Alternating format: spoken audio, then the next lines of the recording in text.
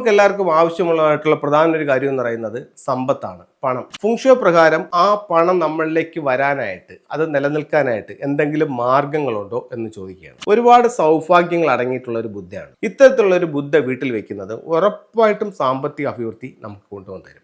South ഈസ്റ്റിൽ വെക്കാവുന്ന മറ്റൊരു ടൂളാണ് അരോന ഫിഷ്. ഇതും സമ്പത്തിന് വേണ്ടിയിട്ടാണ്. നമസ്തേ. നമുക്കെല്ലാവർക്കും ഏറ്റവും കൂടുതൽ താല്പര്യമുള്ളതും നമുക്കെല്ലാവർക്കും ആവശ്യമുള്ളതായിട്ടുള്ള പ്രധാന ഒരു കാര്യം എന്ന് പറയുന്നത് സമ്പത്താണ്, പണം നമ്മളിലേക്ക് വരുമ്പോൾ നമ്മുടെ ഒരുപാട് ആവശ്യങ്ങൾക്ക് നമുക്ക് പണം വേണം. അപ്പോൾ പണം ഇല്ലെന്നുണ്ടെങ്കിൽ ഒരുപാട് കാര്യങ്ങൾ നമുക്ക് തടസ്സപ്പെട്ട് നിൽക്കുകയും ചെയ്യും. ഫുങ്ഷോ പ്രകാരം ആ പണം നമ്മളിലേക്ക് വരാനായിട്ട്, അത് നിലനിൽക്കാനായിട്ട് എന്തെങ്കിലും മാർഗങ്ങളുണ്ടോ എന്ന് ചോദിക്കുകയാണ്.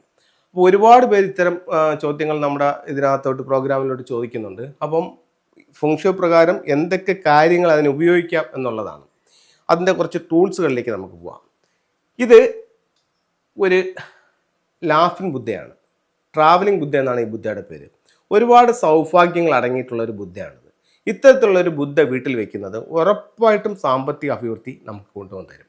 ഇത് ഒരു ഡ്രാഗൻ്റെ ബോട്ടാണ്. ഇതിനകത്ത് ഒരു ഡ്രാഗൻ്റെ ഹെഡ്, ഡ്രാഗൻ്റെ ബോഡി, അതിനകത്ത് ഒരു ബോട്ടിൻ്റെ ഇതാണ്. അപ്പോൾ ഇതൊരു വെൽത്ത് ഷിപ്പാണ്. സമ്പത്തിൻ്റെ ഒരു കപ്പൽ നമ്മുടെ വീടിനുള്ളിലേക്ക് വരുന്ന രീതിയിൽ ഒന്നുകിൽ പ്രധാന ഡോറിൽ നിന്നും വീട്ടിനുള്ളിലേക്ക് വയ്ക്കാം, അതല്ലെന്നുണ്ടെങ്കിൽ നമുക്ക് സൗത്ത് ഈസ്റ്റ് ഭാഗത്ത് വയ്ക്കാം. ഇത് ഡ്രാഗൺ ബോട്ടും കുറച്ച് ദിവ്യന്മാരും കൂടി ഇരിക്കുന്നതാണ്. ഇതും ഇതേ ഡയറക്ഷനിൽ തന്നെ വയ്ക്കാം. ഇനി നമുക്ക് സൗത്ത് ഈസ്റ്റിൽ വയ്ക്കാവുന്ന മറ്റൊരു ടൂളാണ് അരോന ഫിഷ്. ഇതും സമ്പത്തിന് വേണ്ടിയിട്ടാണ്. ഞാൻ ഈ കാണിക്കുന്നതെല്ലാം ഇന്ന് സമ്പത്തിനെ പറ്റി ഉള്ള കാര്യങ്ങളാണ്. അതുപോലെ തന്നെ വെൽത്ത് ഷംബാല എന്ന് പറഞ്ഞിട്ടുള്ളൊരു സ്റ്റാച്യു ആണ്. ഇതും സ്വീകരണമുറിയുടെ സൗത്ത് ഈസ്റ്റ് ഭാഗത്ത് വയ്ക്കാം.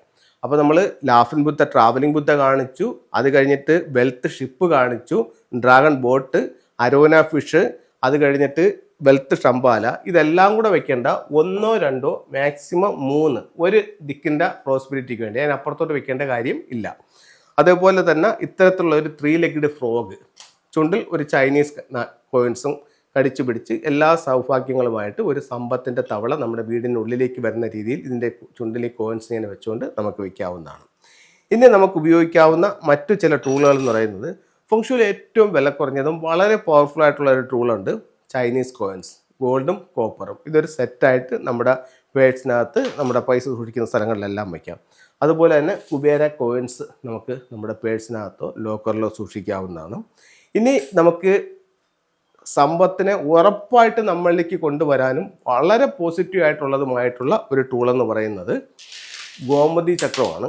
ഇത് നാച്ചുറലായിട്ടുള്ളതാണ്. അപ്പോൾ ഇതാണ് ഗോമതി ചക്രം. ഇതിന് 2 സൈഡുകളുണ്ട്.